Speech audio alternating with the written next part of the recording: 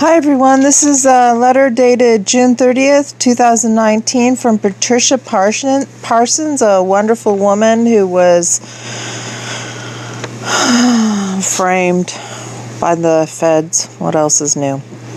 Okay, here it goes. It says, "Hey Rudy and Aaron, I wanted to let you know that I and 5 other women here talked to an attorney regarding Mrs. Rosemary Ofume's case on 6/27/2019. So that was 3 days before she wrote it. If God has put me here to help her family, then I am proud to do so. The medical situation here at FCI Aliceville must improve. On that note, there has been another death, Mrs. Doris Nelson of Canada. As always, there is much talk surrounding these types of events, but this is what I have heard.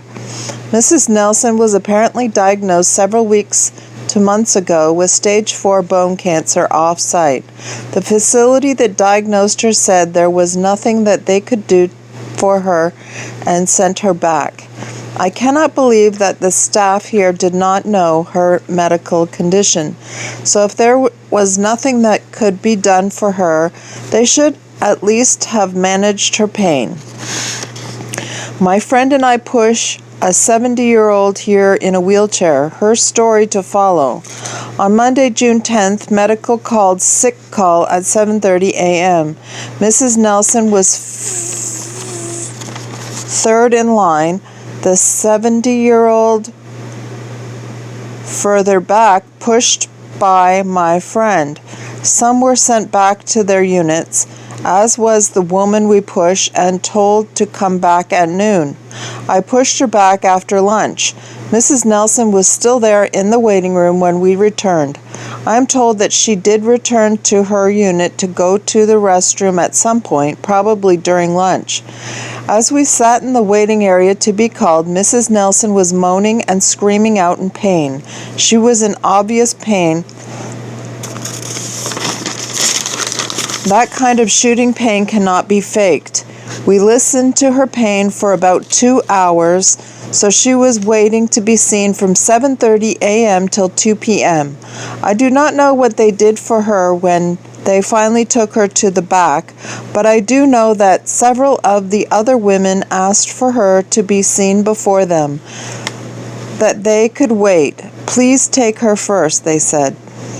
I did not see Mrs. Nelson the rest of the week.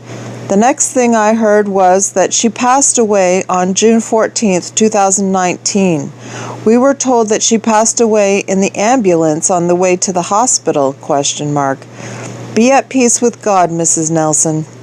Now to my 70-year-old friend, of which I am more familiar with her case. Her name is Margaret Beard. Mrs. Beard has been here for less than a year, and she was walking when she arrived here. I know a bit about her injury as I have the same issue. She has an ACL-MCL injury which will not heal on its own, as she has been told. Medical has done an x-ray, and she was to go on a medical trip to have an MRI, which has now been denied, to determine the exact extent of her injury. She has been going to medical every 2 weeks to get her wheelchair pass extensions, and this is why we were there on June 10th. When she was finally called back by the nurse, she was informed that Mrs. Williamson did not wish to renew her pass.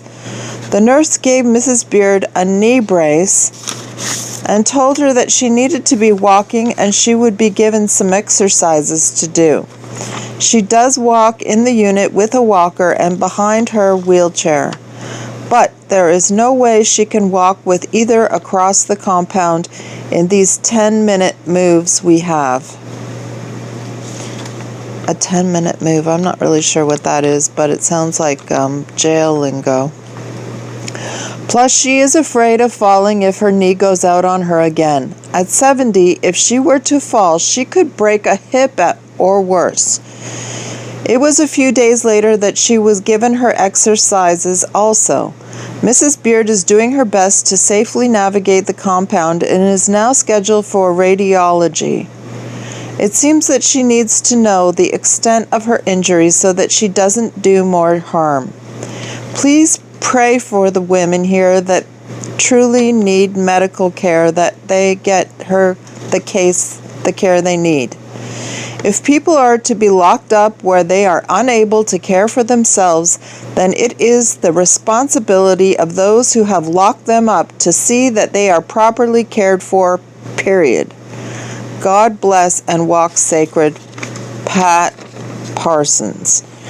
So there's Pat suffering away, an innocent woman who was forced to plead guilty because they were threatening her animals, and she loves her animals, and she is trying her best to help other people in even worse health situations.